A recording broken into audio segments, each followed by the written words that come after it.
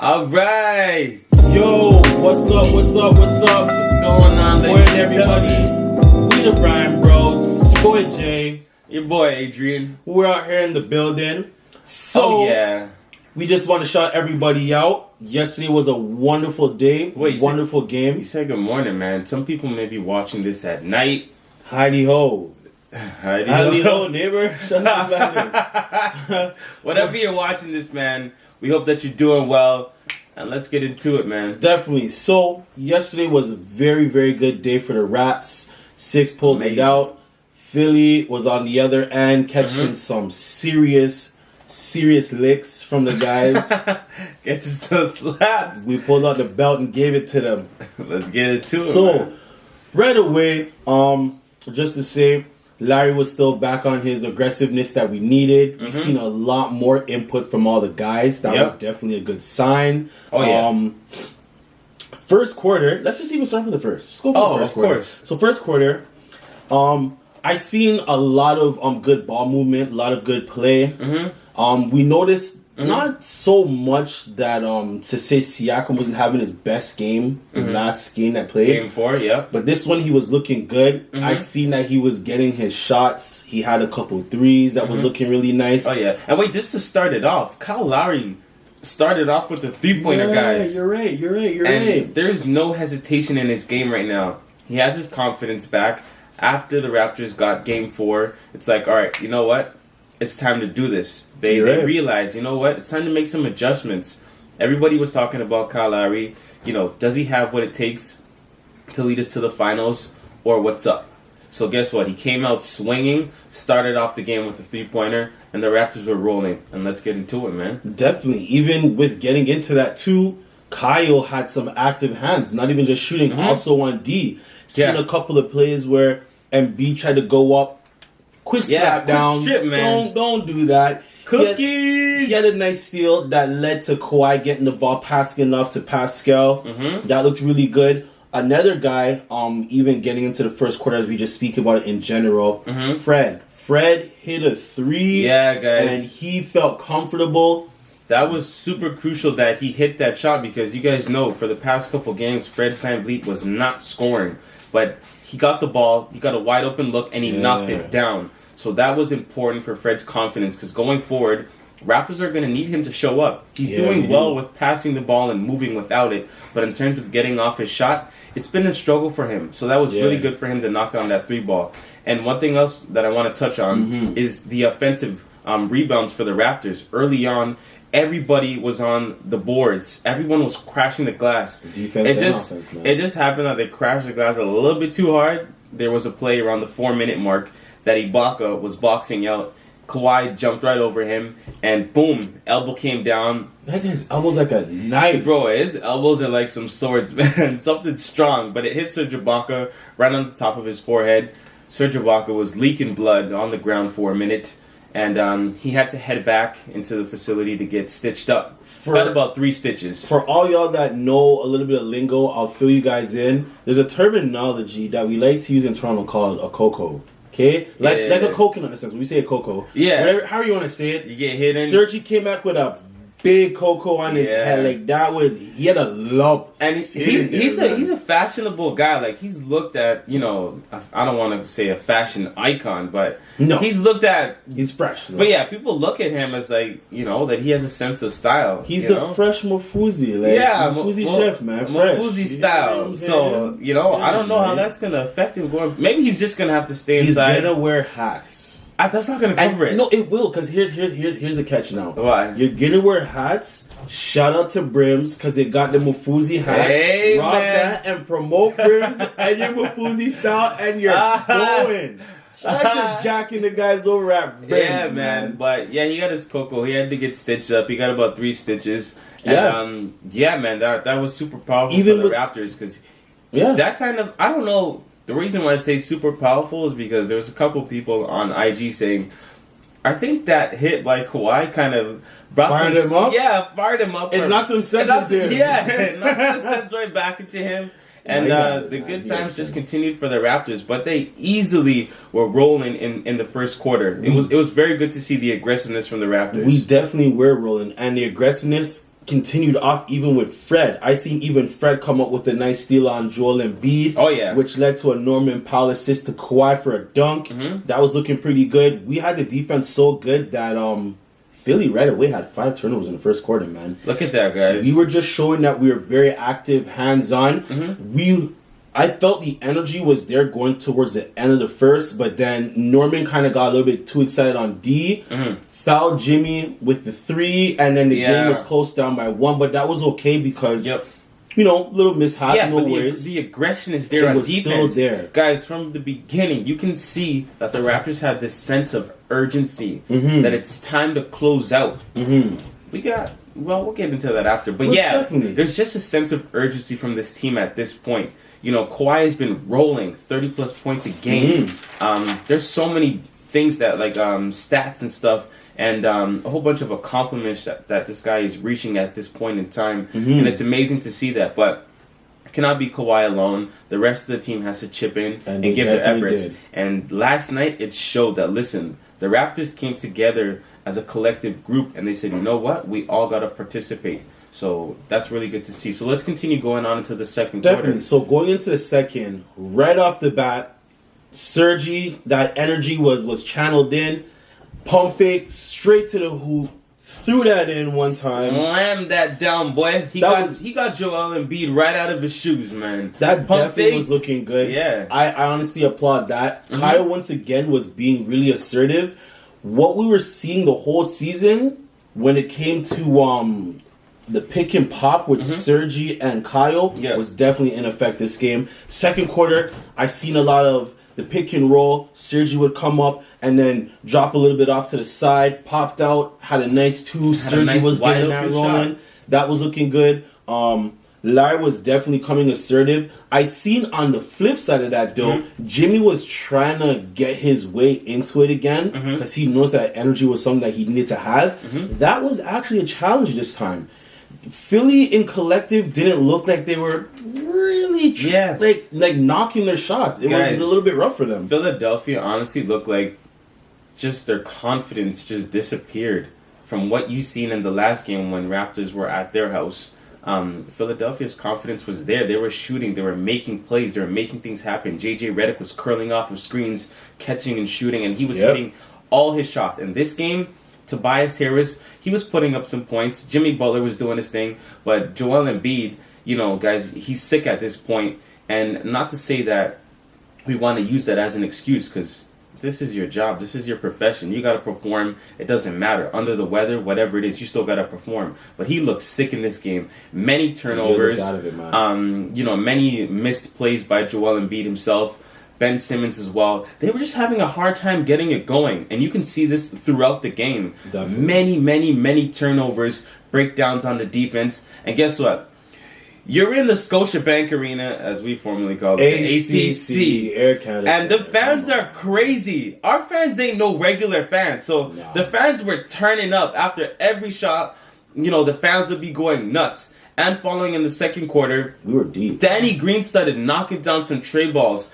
I don't know where his confidence came from. It just came out of nowhere. Well, but listen, been there. He was just ready to shoot. Yeah, man, and you could just see he got that ball locked and loaded, and he shot it with confidence. Looked very nice. He had one where there was a nice little pick that was set for him. Yeah, and then mostly all the shots he were hitting were splashing. Man, it was like whiplash off the net. There wasn't no rattling around, just splash. That energy carried out. Yeah. We went on a 8-0 run. Yep. It was really, really intense. Kyle had a layup and one. Pascal was hitting some shots from mid-range. Kawhi even, from what I think Jack said, he had like one of them Statue of Liberty type of dunks. That looks really good. And guess what? We got to talk about Marc Gasol because, guys, you can see from the previous games that Marc Gasol was really stalling and hesitating with his shot and with his game. And a point that I brought up with my brother earlier was that Marc Gasol, he is new into the rotation onto the Raptors team, and it's like he's still like looking for plays and trying to wait for plays to develop before like passing the ball or making a decision. And during the second quarter, we seen that Embiid was kind of giving him that space at the 3-point line, and you can just see Marc Gasol, making that connection. Like, whoa, look at all the space here! And shout out to the fans because when he was open, the fans were like, shoot it, shoot it. and he would shoot the ball, splash. You know, he was getting the ball in the paint, posting up Joel Embiid, using his amazing feet work, and getting fadeaway jumpers, getting floaters, and he was rolling. So it was really good to see Marc Gasol doing his thing, and really taking that presence on offense to, you know, use his game. Like, he's an amazing scorer. When he played for Memphis, this guy could score almost at will, it seemed. He could shoot 3 balls, you know, give you that post play, whatever you need. Is on point too. So he's coming alive, and I really like that. I know you guys as Raptors fans really want to see that. Mark was doing this thing, and also in addition with that, shout out to Nick Nurse, because he noticed too. Yes. Whenever Joel was in, you're matching up Mark with him. You took Joel out. Take Mark out. Let us do his thing. Another guy, in addition, I want to give applause to also Kawhi, because Kawhi wasn't feeling it right away. He wasn't getting a lot of his shots that he needed to, or the shots that he was usually making. But the next thing about it is what we know as ballers and what we know as players, period. If you're not effective in one way, make an impact another way. 100%. Kawhi was looking for his shooters and his cutters. There was a play where Kawhi was driving into the net. He was going to try and go for it. He's seen Danny sitting on the corner 3. Well, and he just kicked it out, right? Kicked it right to him. Splash right away. Kawhi was looking out for his guys. Yeah. He knows that he's going to draw the attention. Because they're doubling him at this point. And he was just swinging it to his guys. His guys were feeling confident. Confidence definitely was built at home. Hitting the shots, looking really good off the jump, man. Yeah, and let's talk about now the ending of the second quarter, because something really crazy. I think we can go ahead and call this Dunk of the Night Part 1. Yeah, it's just one. All right? So the shot clock was winding down. Kawhi just, you know, works his way into the paint. The defense is not really pressuring him. And I know he'd probably say, yeah, you know, they're making me work a little bit. You know, being a really nice guy, being a gentleman. And he just took his time, worked his way into the paint. And then he rises up, throws it down on Tobias and Ennis III. And the crowd goes nuts. But listen, man, I'm not going to lie. When Kawhi first came, I was like, you know, I knew a little bit about him. I didn't know too much. I didn't know his whole game, his whole repertoire, everything that he can do and that he brings to the game. But after, you know, going through the regular season and now into the playoffs, where the load management is just kicked to the side. And not like load management. Go on. And the load management factor's out the window. I'm seeing a different guy. Like, I've never seen somebody ball like this besides, like, Kobe. I don't know. I may be going a little too far in saying that, but, like, his game is different. Like, on the defensive end, he gives you so much, and then on the offense, bro, like, honestly, it looks like this guy can score whenever he wants to. If you really watch Kawhi in San Antonio, he's been had this type of way, but the reason why the shine seems more different, I can get what you're saying, is because he's now the actual leader of the team. He's actually a leader of the team, because here's my thing. I seen Kawhi. If for all the people that have been watching Kawhi and been watching San Antonio, that one series matchup where he had against Golden State before he got injured, he was handling G-State by himself. That was the year where he started to become that main guy. Was that before he got injured? When he got injured that same game, and they look like they would have closed him out. They were knocking out the Warriors. Kawhi was taking him on by himself. He was just getting into that role where it's like, okay, you're the main guy now. We need you to facilitate, score. Ray-Tay. But you know what? Being a leader of this team and us watching him now, we get a more in-depth view of it. So that was good. You're right. And it's because we're watching him on almost a nightly basis. When during the regular season, I'm seeing this guy, you know, just scoring whenever he wants to. Yes, sir. And honestly, like his pace, the way he plays the game, the defenders don't pressure this guy. Remember in the after our report when they were talking to him, it was like, oh, Kawhi, like, you know, it looks really easy to you. You're getting off your shots and all that and this and that.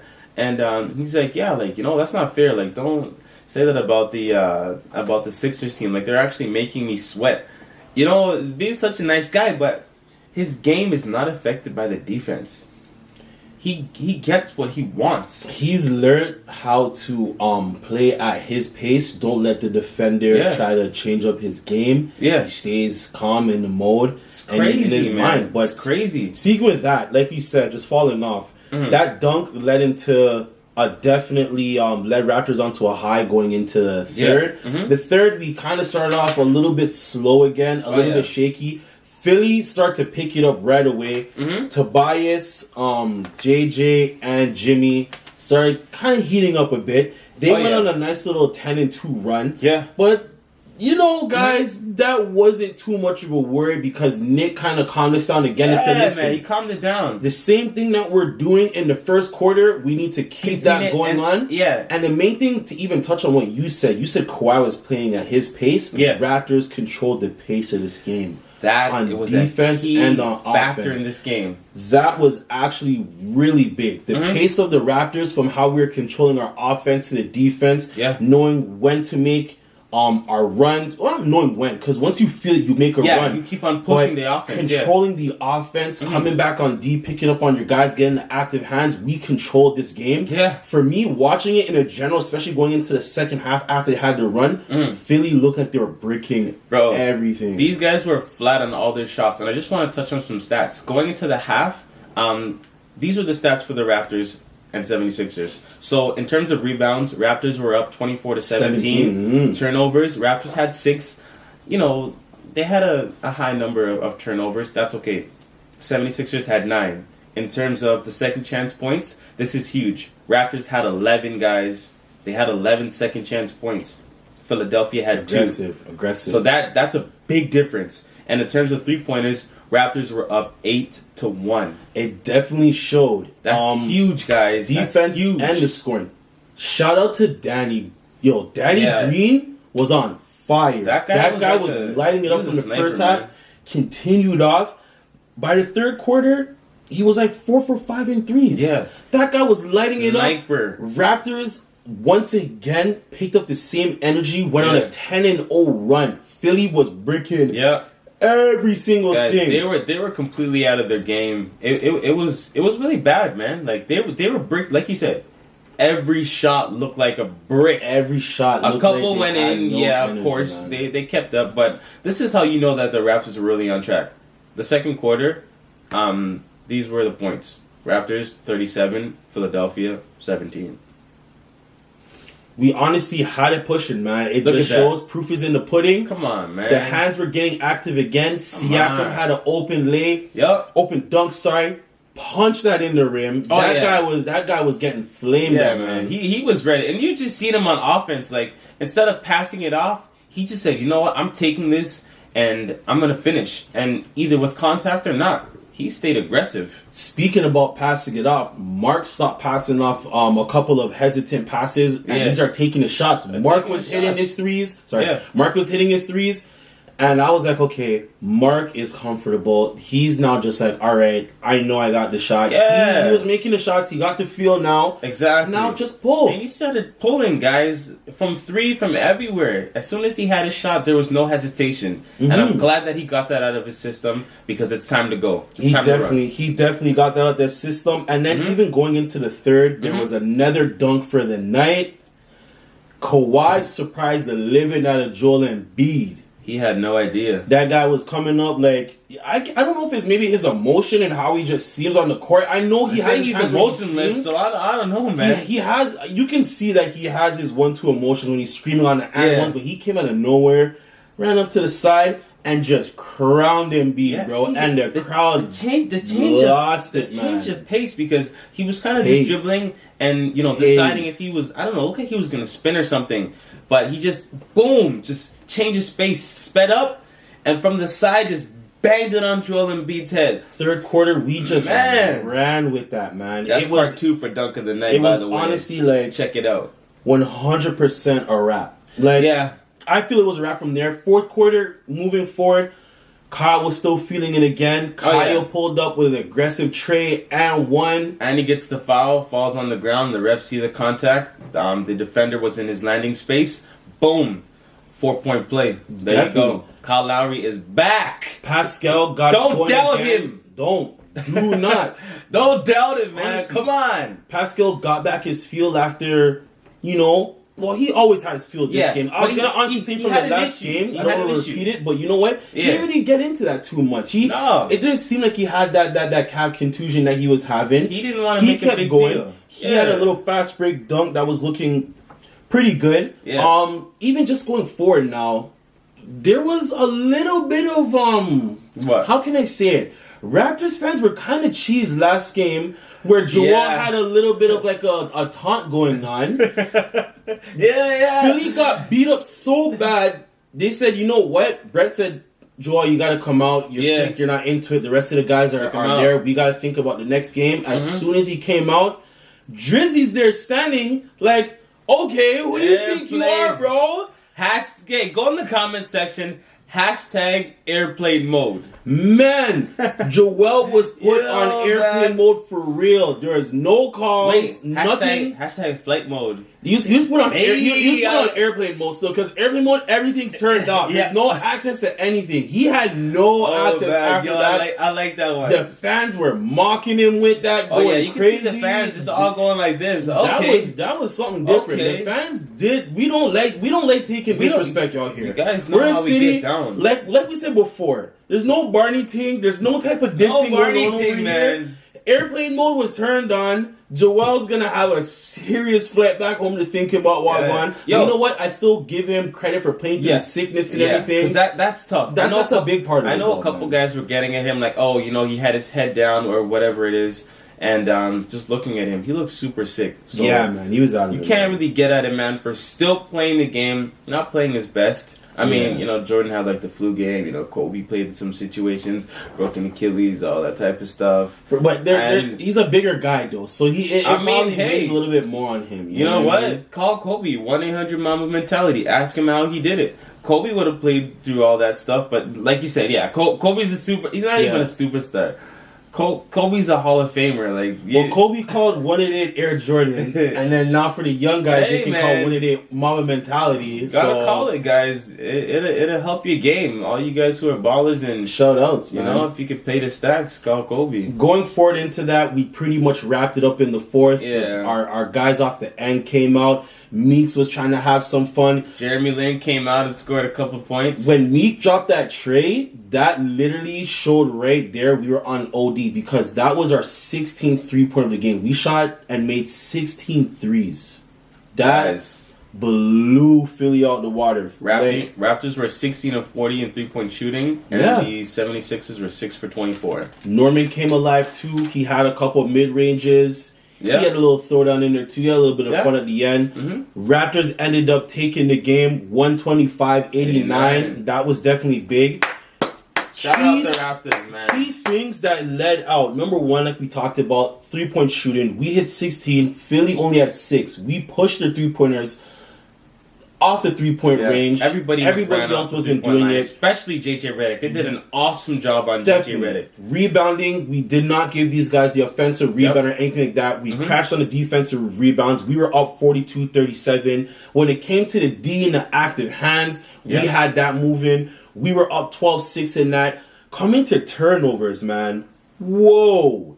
Philly had 19 turnovers. That just shows you our presence when we get aggressive and we have active hands. Shout out to that. Second chance points also too, which relates to our hustle and our drive. We were up 18-8. We showed that we're definitely taking this one. Moving forward into the fast break points, because we were pushing the ball. The pace that we talked about early was there. 25-11. And when it came to blowing out Philly really bad, our biggest lead of the game was 40 points. It just shows you the proof is in the pudding. We wanted this bad. We are going to bring the same energy straight to Philly. Philly's now facing elimination. They're at the brink of that. Let's go. My people's in the 6. Man. Raptors in 6, man. For the 6, we're finishing in 6, man. Let's go, man. Let's get it. So let's touch on some stats right quick. Kawhi Leonard played 36 minutes, 21 points, 13 rebounds, 4 assists. He was 7 for 16 and from the field. He didn't make any 3-point shots tonight, but that's okay. He made up for that in dishing the ball and grabbing those boards. Definitely looking up. Kyle Lowry played 34 minutes, 19 points, 6 rebounds, 5 assists, was 5 for 9 from the field, and he was 2 for 5 in 3-point shooting. Thank you, Kyle Lowry, for stepping up, and showing why you are a winner. We definitely needed that from you. Yep. In terms of the Philadelphia 76ers, their highest score was Jimmy Butler for the night, played 30 minutes, 22 points, 5 rebounds, 7 assists. He was 6 for 16 from the field, 0 for 2 in three-point shooting.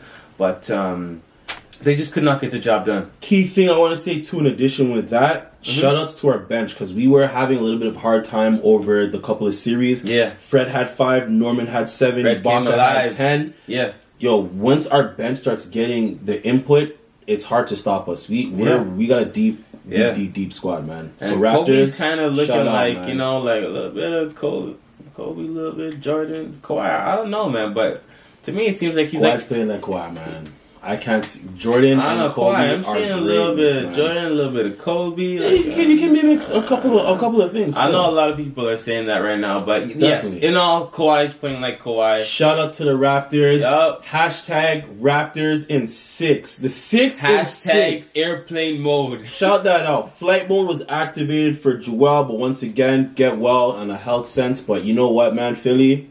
Sorry, man. It's going to be a long one for you. Rough night, man. It's just not enough. Straight. Moving on, though, we had another game that was very interesting. Another game that was pretty much a competitive nature. We got Portland and Denver that was going on. Mm-hmm. We just want to give y'all just a quick wrap-up summary, run through what was going on. So, getting into it, Jokic was looking very unstoppable throughout the game. Key X factor, I think, that was actually killing it too. In addition, Paul Millsap looked like he couldn't be guarded in the paint at all. Like, there's no answer for him. He had mismatches for everybody. On the flip side of that, though, Portland just wasn't really trying to fire it up. I don't know why it didn't seem like that passion was there. But to be honest, the reason why I think it was because Denver was just everywhere, man. Yeah. From all quarters, their defense was on point. They were pushing the fast break. They weren't giving any relaxes. The Jamal Murray and Jokic connection, that pick and pop, pick and roll, it's just too effective. And especially when Jokic is standing at the top of the 3-point line, it's like all guys are just working off of the ball to get the best looks. It's effective, trying to cut and get to the basket. And Jokic is so good at passing the ball. Really He's hitting the good. right person at the right time. And it's just amazing to see. And especially his post presence, a second chance points for this guy, if that ball's coming off of the rim and he's underneath the basket, he's gonna get that ball somehow. And he's gonna put it in. The floaters was on point. If I just give you some recaps right now, Denver was on the hustle. They out-rebounded Portland 62-44. That was definitely on rap. Their passing, like we talked about, was effective. Yeah. They were whipping them up 26-19 on the assist scale. Ouch. That was definitely crazy. Points in the paint, like we were talking about. Millsap. Jokic. Jamal was there. Yeah. Jokic was there. Yeah. Gary Harris was there. They outworked them 66-44. Second chance points. I said points. That was not a word. But if you want to use it, you can use it. It's not in the dictionary, though. Second chance points, 22-19. Yep. Fast break points, 12-2. Denver is playing with urgency. Yep. Portland, I don't know if they ran out of gas, but they're definitely going to make adjustments for this. But there was a sauce for the night, though. Absolutely. Damian Lillard had the ball in the corner, and Plumlee tried to D him up. Yeah. He gave him a quick little, step forward, bounce, cross back. All right, cool, no problem. Bounce, sidestep, three-pointer, and the foul. Yeah, man. Do not try to D up Dame Lillard, especially if you're a big. He will make a fool out of you. He basically brought up the classical. Don't worry about it. I got a little stove right here. We gonna cook it up, and we gonna serve it to you. Shout out Damian Lillard for the sauce of the night. He definitely was trying to put in his efforts. McCollum was trying to do it too. Harkless has seen, try to do that. Rodney Hood has definitely shown that he's serious. We knew from the Utah days. Everyone knows that it didn't work out too much in Cleveland. He didn't get enough. When he came on here, he looked really good, but it just wasn't enough because the bench of Will the Thrill, and also Malik, all the others, man. The other guys were just carrying Malik Beasley, and the other guys were just carrying it. They just had too much energy. And then when it seemed like they came off, the starters came right back again. Millsap was right back again. Jokic with the floaters inside again. I seen a couple plays from Jamal Murray. He had about 6 points off of amazing footwork and driving the ball and just using the glass so nicely, man. Shout out to him, as a Canadian basketball player, really showing that. Listen. he's next up. He has the skill. He has what it takes to be an elite player, and he hasn't even scratched the surface yet. He's still definitely so young. there, man. He even had a nice little putback slam, and that definitely had the crowd fired up. That had the guys fired up. Yeah. That energy continued throughout the whole game. Yeah. Portland's going to have a rough one, but they ended up coming out with an L. They're now in the brink of elimination. Yeah. Denver now can end up taking this. So Denver's up 3-2 in the series. Give us the final score and some rundown of some stats that happened. All right, so the final score for this game was Denver with 124, Portland Trailblazers with 98.